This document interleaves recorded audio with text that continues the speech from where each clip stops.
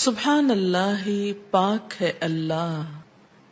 و بحمدہ، اور اس کی تعریف کے ساتھ، یعنی میں اس کی پاکی بیان کرتی ہوں،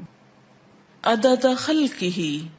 اس کی مخلوق کی تعداد کے مطابق، کے برابر،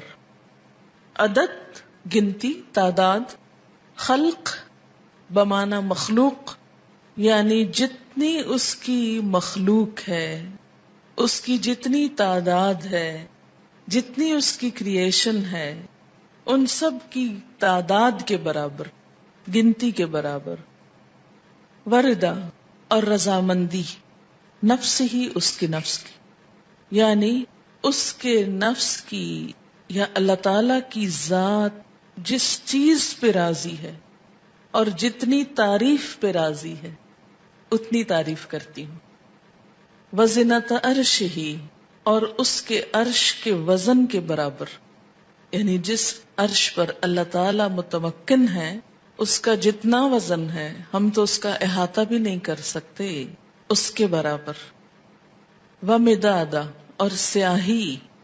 کلمات ہی، اس کے کلمات کے لکھنے کی، یعنی قرآن پاک میں آتا ہے کہ اگر سارے سمندر سیاہی بن جائیں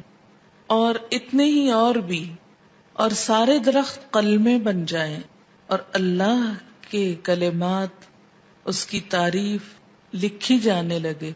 تو سارے سمندر خشک ہو جائیں، لیکن اللہ کی باتیں کبھی ختم نہ ہوں۔ تو اس لیے اس کے کلمات یا اس کی باتیں لکھنے کے لیے جتنی سیاہی چاہیے اس کے برابر۔ یہ مسنون تسبیح ہے اور بہت ہی خوبصورت، چند لفظ ہیں لیکن ایک بندہ مومن کے دل کے اندر اللہ تعالی کی محبت کے لیے، اس کی عظمت بیان کرنے کے لیے جو اس کے جذبات ہیں اس کی ایک عکاسی ہے۔ اب دیکھیں کہ اللہ تعالی کی ذات جتنی بلند ہے اور اس میں جتنی خوبیاں ہیں ان کا احاطہ کرنا ہم جیسے کم عقل اور حقیر انسانوں کے لیے ممکن ہی نہیں،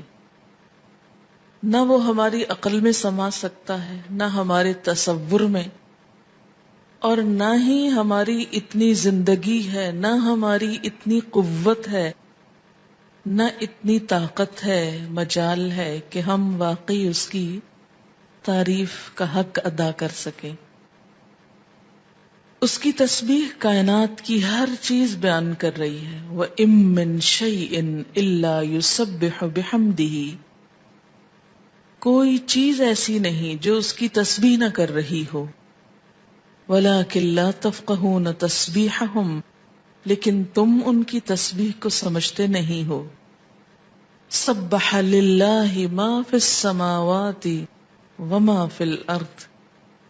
تسبیح کر رہی ہے اللہ کی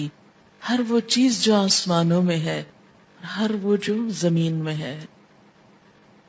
جب ہر چیز اس کی تسبیح میں لگی ہوئی ہے تو میری زبان اس کی تسبیح سے خالی کیوں رہے؟ اگر میں نہیں کروں گی تو میری محرومی ہے،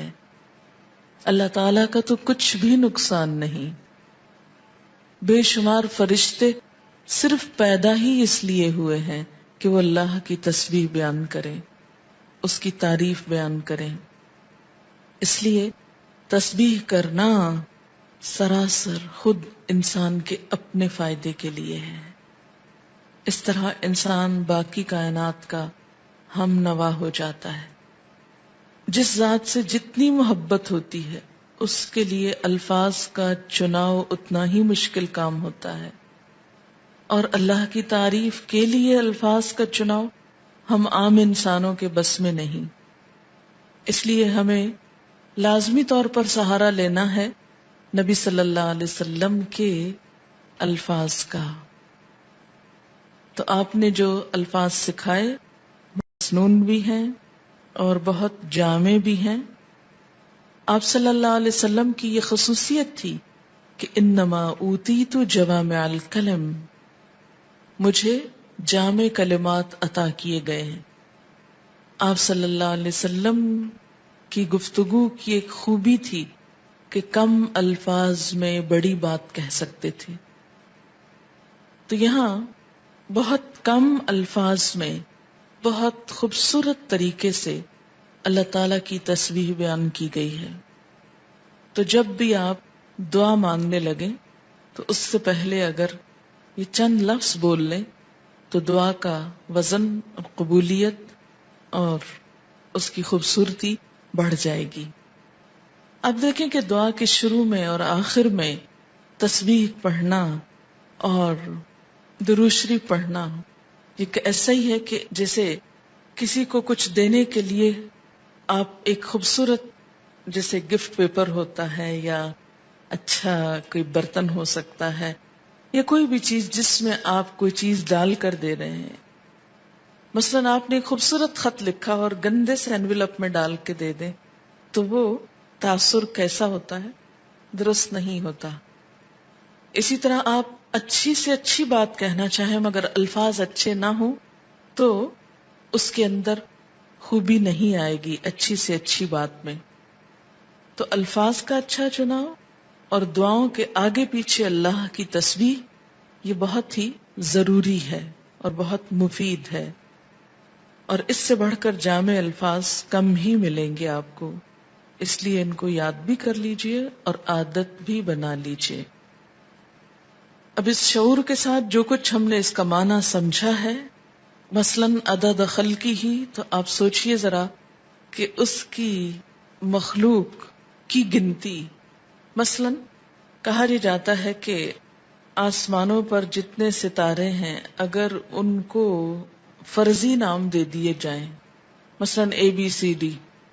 تو ان ناموں سے پکارنے میں یا ان کی صرف گنتی کرنے میں 400 ملین سال چاہیے، کیونکہ انسان نمبر 1 تو احاطہ ہی نہیں کر سکتا، اور اگر صرف گننے لگے ان کو، صرف ستاروں کو، ابھی زمین کے ذرات کو نہیں، ریت کے ذرات کو نہیں، اگر آپ میں سے ہر ایک کو پورا کراچی شہر مثلاً سمندر کے کنارے پہنچ جائے اور ایک ایک گلاس ریت کا اٹھا کر اس کو دے دیا جائے ہر شخص کے کہ اس کے ذرات گنو،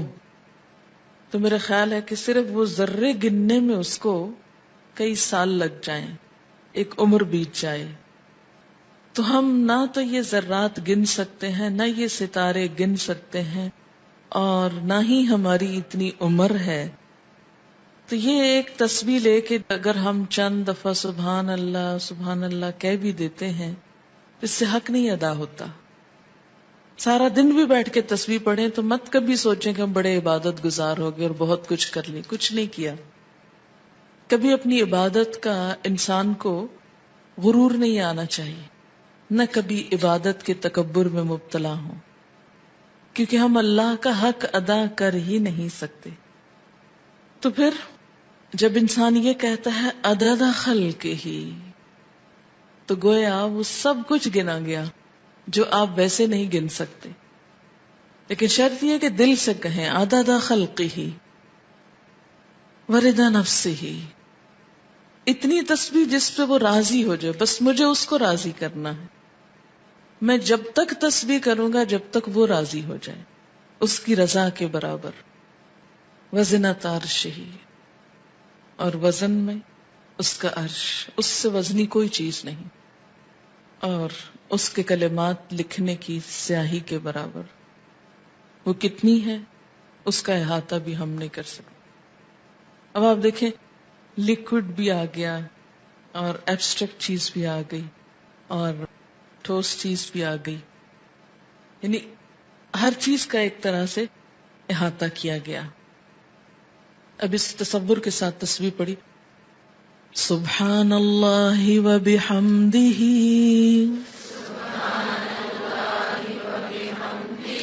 عدد خلقہ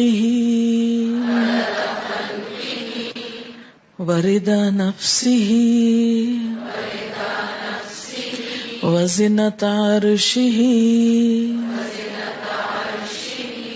ومداد کلماتہ